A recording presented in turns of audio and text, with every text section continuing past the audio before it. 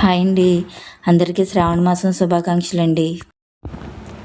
అమ్మవారిని ఎంతో అందంగా అలంకరించుకుని 9 రకాల నైవేద్యాలతో మూడో శుక్రవారం పూజ అయితే చేసుకుందాం అనుకుంటున్నానండి. ప్రతి సంవత్సరం ఒకే విధానంగా పూజ అయితే చేసుకుంటానండి నేను. ఈరోజు కూడా తెల్లవారుజామునే లేచి ఇల్లంతా శుభ్రం చేసుకుని స్నానం చేసి మా అబ్బాయికి బాక్స్లోకి కొంచెం రైస్ వండి క్యారెట్ టేపుడు చేసి బాక్స్ అయితే పెట్టేశానండి. ఈరోజు మా అమ్మాయికి స్కూల్ హాలిడే అయితే ఇచ్చారు, కానీ మా అబ్బాయికి అయితే కాలేజ్ హాలిడే ఇవ్వలేదు. తను క్యారేజ్ పెట్టుకుని అదిగోండి కాలేజ్కి అయితే వెళ్ళిపోతున్నాడు. తర్వాత స్టవ్ తడి క్లాత్తో శుభ్రంగా తుడుచుకుని పసుపు రాసి బొట్లు పెట్టుకుని పిండి వంటలు వండడం అయితే స్టార్ట్ చేస్తానండి. అమ్మవారి నైవేద్యాలు శ్రావణ మాసంలో పౌర్ణమికి ముందు వచ్చేది శుక్రవారం అయితే అమ్మవారి పూజ అయితే చేసుకుంటారు కదండి. అది అందరికీ తెలిసిన విషయమే. ఇప్పుడు 2 పొయ్యిల మీద వంట అయితే స్టార్ట్ చేస్తానండి. ఇక్కడ వీడియో కొంచెం అటు ఇటు అయింది, నేను చూడలేదు. ఒక పొయ్యి మీద ప్రసాదం బూరెల కోసం ప్రసాదం అయితే వండేసుకుంటున్నానండి. ఇంకొక పొయ్యి మీద జిల్లేడికాయలు కుడుములు జ్యోతులు ప్రిపేర్ చేసుకోవడం కోసం పిండి అయితే ఉక్కించేస్తున్నాను. నాకు పూర్ణం బూరెలు వండడం సరిగా రాదండి. కన్నాలు పడిపోయి పూర్ణం అంతా బయటకు వచ్చేస్తుంది. అందుకని ప్రసాదం బూరెలు వండేస్తున్నాను, ఈజీగా ఉంటుందని. పక్కనే నీళ్ళు కూడా బాయిల్ అవుతున్నాయండి. పిండి కూడా వేసేస్తాను. నేను ఇప్పుడు వండే వంటలన్నీ కిచెన్లో అయితే వండుకోవట్లేదండి, వేరే గదిలో వండుకుంటున్నాను. మా ఇంట్లో మాకు 3 గదులు అయితే ఉంటాయండి.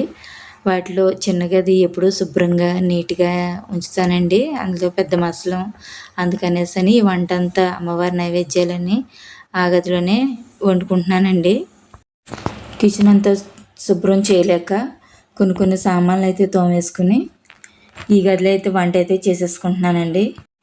ప్రసాదం ఇంకా పిండి కూడా రెడీ అయిపోయినట్టేనండి.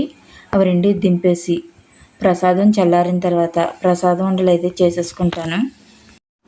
ప్రసాదం ఉండలు చేసేటప్పటికి గ్రైండర్లో పప్పు అయితే కొంచెం గారెల కోసం పప్పు మరీ మెత్తగా నలిగితే బాగోదు కదండి. అందుకని కొంచెం మొయ్యమయ్య నలిగిన తర్వాత కొంచెం పిండి తీసుకుని గారెలు అయితే వేసేసుకుంటున్నాను. గారెలు వేయడం అయిపోయిన తర్వాత బూరెలు అయితే వండుకుంటాను. అమ్మవారికి నైవేద్యాలని కొంచెం తక్కువగా అయితే వండుతున్నానండి. ఎక్కువ వండితే చాలా లేట్ అయిపోతుంది కదండి. అందుకని మనం వీలుని బట్టి సమయం ఎంత తొందరగా అయితే మనకి వీలుగా ఉంటుందో అంత బేగా వంటలు అయితే కానిచ్చేసుకొని బేగా తొందరగా పూజ చేసుకోవాలండి. గారెలు అయితే వేగిపోయాయి, తీసేసుకుని తర్వాత ఇంకో వాయి కూడా వేసేసుకుంటాను.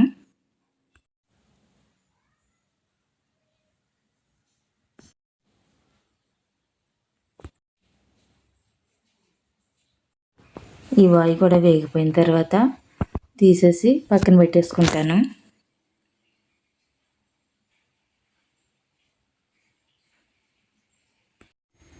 తర్వాత పుణుకులు కూడా వండేస్తానండి అమ్మవారికి.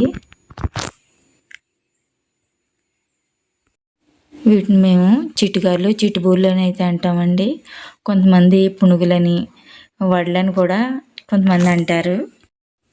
తెల్లవారుజామున 4 గంటలకు లేచి పనులు అయితే స్టార్ట్ చేశానండి. ఇప్పుడైతే టైము 11 అవుతుంది. ఇప్పటికి ఈ వంటలు అయితే అయ్యాయి. ఇంకా మిగిలిన వంటలన్నీ తొందరగా పూజ చేసుకుని బాగా లేట్ అయిపోకుండా అమ్మవారి పూజ అయితే తొందరగా చేసుకోవాలని అనుకుంటున్నాను. ఇంకా మిగిలిన చాలా వంటలు అయితే ఉన్నాయండి, వంటలన్నీ కూడా చేసుకోవాలి. పునుగులు ఎర్రగా అయితే వేగిపోయాయి. మాడిపోతాయేమని భయం అండి. ఏదో నాకు వచ్చేరన్నట్టుగా వండుతున్నాను వంటలన్నీ. ఇవి కూడా పూర్తయిపోయాయి, పక్కన పెట్టేసుకుంటాను. గ్రైండర్లో పప్పు అయితే మెత్తగా నలిగిపోయింది. ఇప్పుడైతే బూరెలు వండేసుకుంటున్నాను. ప్రసాదం బూరెలే కాబట్టి ఈజీగా వండేస్తాను, పర్వాలేదు. అమ్మవారి పూజ చేసుకోవడం కోసం కొత్త చీర అయితే కావాలి కదండి. అంటే ఎక్కువేం కాదు, తక్కువలోనే ఒక చీర అయితే తీసుకుందాం అనుకున్నాను. అందుకోసమని మా ఆయనగారు నన్ను బయటికి షాప్కి అయితే తీసుకెళ్ళారు. మా ఆయనగారు నేను ఇద్దరు వెళ్ళాము. వెళ్ళినప్పుడు అమ్మవారి ఫేస్ కూడా తీసుకున్నాను. నేను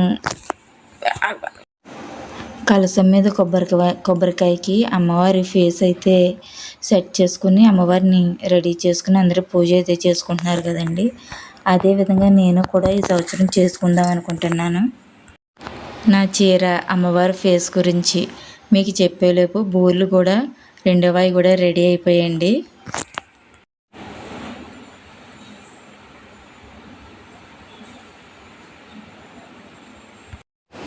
ఇప్పుడైతే పరమాన్నం కోసం పాలు ఒక స్టవ్ మీద, పులిహోర కోసం రైస్ వండటానికి ఎసరు ఒక స్టవ్ మీద పెట్టే. పాలు అయితే కొంచెం పొంగాయి. స్టవ్ కొంచెం సిమ్లో పెట్టేసుకుని పాలు పూర్తిగా పొంగిపోకుండా ఇప్పుడు బియ్యం అయితే వేసేసుకుంటాను. పక్కన ఎసరు కూడా మరుగుతూ ఉంటుంది. పాలల్లో బియ్యం నేనైతే కడిగి వేసేసానండి. కడిగి వేస్తారో కడగకుండా వేస్తారో నాకైతే తెలియదు, ఎందుకంటే అమ్మవారి నైవేద్యం కాబట్టి నేనైతే కడిగి వేసేసాను. ఆవు పాలతో పరమాన్నం అయితే వండుకున్నాను.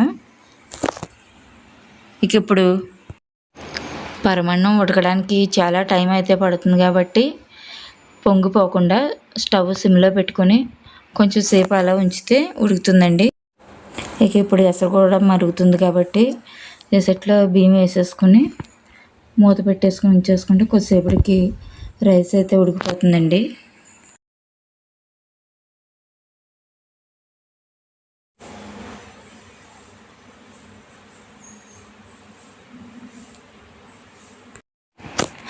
పరమాన్నం రైసు రెండు కూడా ఉడికిపోతున్నాయండి. రైస్ అయితే ఉడికిపోయింది. ఇప్పుడు వాచ్ చేసుకుంటాను.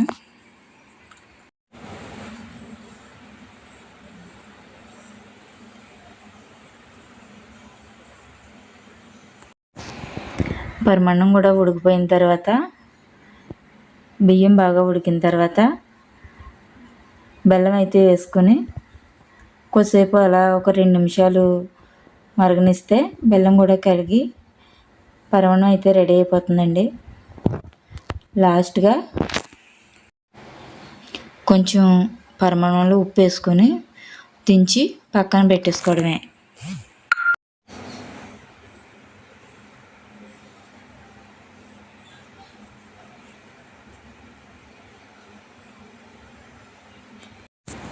పులిహోర పోపు కూడా వేపేసుకుని పులిహోర కూడా రెడీ చేసేసుకుంటానండి. ఇందాకే రైస్ వాచుకున్నాం కదా, ఇప్పుడు కొంచెం చల్లారింది. పులిహోర అయితే కలిపేసుకున్నాను. నేను ప్రతి సంవత్సరం అమ్మవారికి చేసే పులిహోర ఎప్పుడు నిమ్మకాయ పులిహోరే నైవేద్యంగా చేస్తానండి. జ్యోతులు, కుడాలు, జిల్లేడికాయలు కూడా రెడీ అయిపోయినట్టేనండి. ఇప్పుడు ఇవి కూడా పక్కన పెట్టేసుకుంటాను.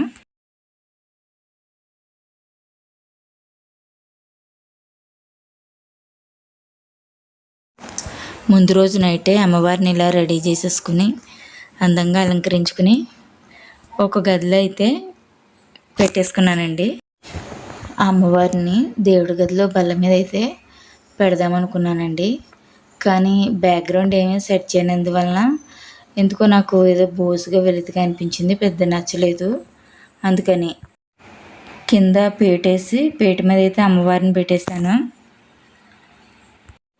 పూజ చేసుకోవడానికి వీలుగా ఉండేలాగా అమ్మవారిని పక్కనైతే ఏర్పాటు చేసుకున్నాను. ఫస్ట్ దేవుడి బల్ల పైన దేవుడి ఫోటోలు సర్దేసుకుని తర్వాత పిండి వంటలన్నీ నైవేద్యంగా పెట్టి ఫ్రూట్స్ అన్నీ పత్రులు అన్నీ కూడా సెట్ చేసుకున్నానండి. తర్వాత దీపారాధన చేసుకుంటాను. ఇప్పుడు అమ్మవారికి దీపారాధన చేసి పూజ అయితే చేసుకుంటానండి. ఎంతో భక్తి శ్రద్ధలతో ఈ పూజ అయితే చేసుకోవాలండి అందరూ కూడా.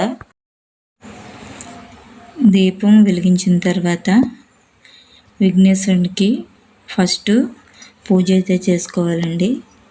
ఎప్పుడు కూడా తొలి పూజ విఘ్నేశ్వరుడికే కదండి. ఆయన తర్వాత మిగతా దేవుళ్ళందరినీ పూజ చేసుకోవాలి. మా దేవుడి గదిలో చిన్న విగ్రహం అయితే ఉందండి. ఆ విగ్రహం కాశీ అన్నపూర్ణేశ్వరి. అది మాకు ఒకరైతే ఇచ్చారు. వాళ్ళు కాశీ వెళ్ళి వచ్చిన తర్వాత ఆ విగ్రహాన్ని అయితే మాకు ఇచ్చారు. దానికి కూడా నేను బొట్లు పెట్టి పూజ అయితే చేసుకుంటున్నాను, విఘ్నేశ్వరుని పూజ.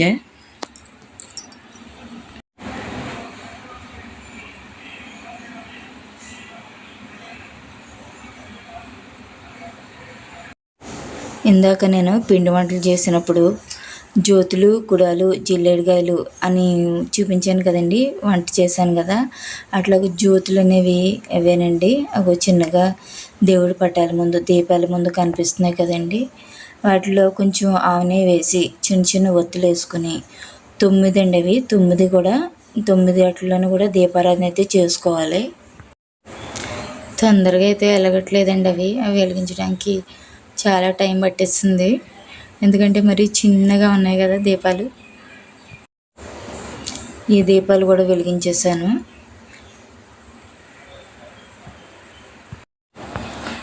ఈ దీపారాధన అయితే చేశాను, కానీ కలసం కొబ్బరికాయకి అమ్మవారి ఫేస్ అలంకరించుకున్నాను కదండి.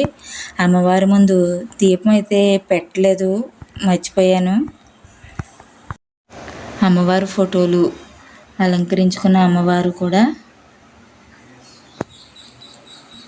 నీట్గా కనిపిస్తున్నారు కదండి. అదిగోండి, అలా అయితే ఏర్పాటు చేసుకుని పూజ అయితే చేసుకుంటున్నాను. 108 మంత్రాలు చదువుకొని అమ్మవారి మంత్రాలు అయిన తర్వాత కథ చెప్పుకుని కథ వింటూ పూజ అయితే చేసుకున్నామండి. కథ విన్న అక్షింతలు కొన్ని అమ్మవారి ఫోటోల మీద వేసి కొన్ని నా శిరస్సు పైన అయితే వేసుకుని పూజ అయితే కంప్లీట్ చేసుకున్నానండి. తర్వాత అమ్మవారికి కొబ్బరికాయ అయితే కొట్టి నైవేద్యంగా పెట్టానండి. తర్వాత ప్రదక్షిణ చేసేసుకుని అమ్మవారికి హారతి అయితే ఇచ్చేసి పూజ అంతా కంప్లీట్ చేసేసుకున్నానండి.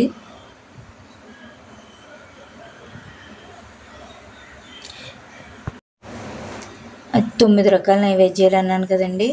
అయితే 9వ వంటగా అత్తసరి అయితే వేసి నైవేద్యం పెట్టానండి. ఆ క్లిప్పింగ్ అయితే మిస్ అయింది. ఈ విధంగా నేను శ్రావణ మాసంలో 3వ శుక్రవారం పూజ అయితే చేసుకున్నానండి.